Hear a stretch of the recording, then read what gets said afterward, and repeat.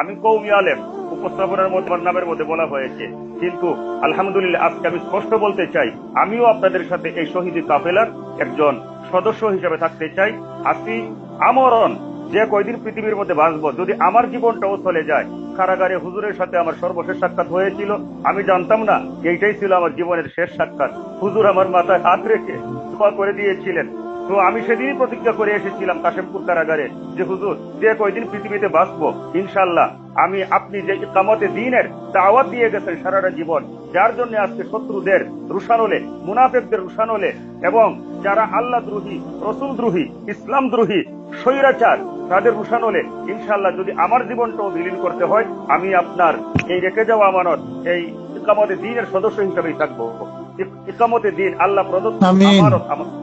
আল্লাহ পাক আমাদেরকে হুজুরকে ভালোবাসার তৌফিক দেন। মুহতারাম শামীম সাঈদী ভাই এবং হুজুরের সন্তানগণ যারা আছেন, হুজুরের ফ্যামিলি যারা আছেন, আমরা যেহেতু হুজুরকে মাতার তাজ মনে করতাম, সেই লক্ষ্যে যখন হুজুরের ফ্যামিলিতে যারা আছেন ওনাদেরকে আমরা মাতার তাজ মনে করব, এটাই হবে আমাদের অঙ্গীকার।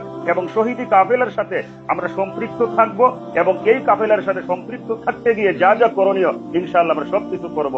আমি অনেক কথা বলে সময় নষ্ট করে ফেলেছি। সম্মানিত মুরব্বিয়ানে কেরাম, সম্মানিত কেন্দ্রীয় নেতৃবৃন্দ, আমি বিয়াদবি ক্ষমা চাচ্ছি। আপনারা আমার জন্য দোয়া করবেন, আমি যেন আপনাদের ছোট্ট ভাই হিসাবে এই শহীদি কাফেলাতে আমরণ কাজ করে যেতে পারি।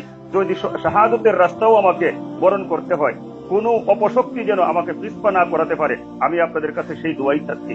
আসসালামু আলাইকুম ওয়া রাহমাতুল্লাহ।